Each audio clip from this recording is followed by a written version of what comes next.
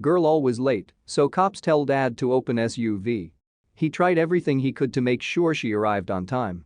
But life wasn't doing them any favors lately, and they missed several school bells. He didn't think it was that bad, just an hour here and there.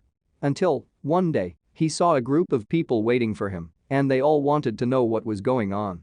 The sun was barely breaking the horizon when James Schweikard finally pulled off the road and turned off the ignition. The trek had been long and filled with emotional ups and downs, but he and his 10-year-old daughter, Maddie, had finally made it. He looked back at their mound of belongings. Every inch of the old SUV was packed with bags, boxes, and anything else they could cram into the vehicle. It wasn't the best way to relocate, but there was nothing he could do about it. All he could do was focus on the next important step.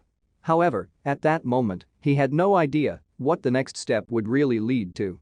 It was simple: get Maddie enrolled in school. Nothing was more important than his daughter's future and happiness. Life had been rough for the both of them. But this new city was a new start, and James would do everything he could to be the best father possible. When the paperwork finally went through, it was time to meet the teacher. Ms. Malcolm welcomed Maddie and him into the classroom with a wide smile. Her cat-eye glasses and floral dress looked like something out of the 60s. The middle-aged woman was clearly passionate about her job. Maybe a little too passionate. She kept a close eye on all her students. This made James left the building with a lingering feeling of unease. Still, one little bump in the road wasn't going to deter him. Next was to look for a job. Their previous city, Oklahoma, had been unforgiving when it came to employment. Now, James set out with determination to find anything he could. Even if it was sweeping floors. However, just when things started to look up, disaster struck. James and Maddie looked at the steaming hood of their SUV with wide, defeated eyes. The hisses and sputters meant one thing: their only form of transportation had finally met its end. James stared at the auto catastrophe, feeling like the flimsy new life they had been hoping for had just fallen apart. There was only one thing they could do, and it would take a toll on both of them. Nature had given them 2 feet, and they would have to use them. James had to get a job and Maddie had to go to school. But the new plan quickly took a toll, and he couldn't get her there on time. Ms. Malcolm's hyper-vigilance would quickly change everything. The morning was normal: drop Maddie off, then job hunt as usual. But this time, when James picked her up, there were police officers waiting around his SUV. The teacher had noticed his daughter's exhaustion and thought the worst. James felt his stomach twist and rise into his throat. In his experience, the cops didn't help or even care about people like him. Every part of him braced for something terrible, especially when they opened the doors and saw the true nature of their living situation. James and Maddie had been homeless for 2 years.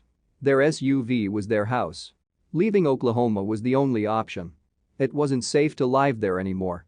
But the little money they had went to survival. There was no way James could afford the apartment he and his daughter so desperately wanted. But instead of handcuffs, one officer did something unexpected: he decided to help. James watched in awe as, over the next few weeks, Officer Butler rounded up the community to help them.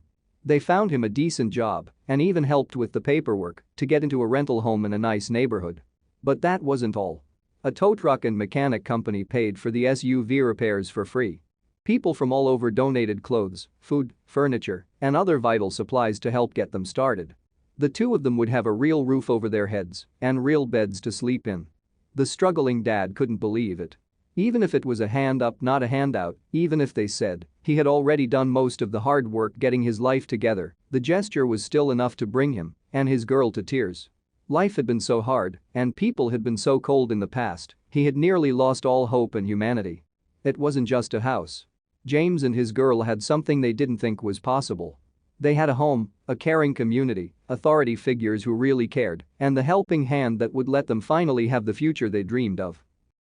Thank you for watching this fantastic story.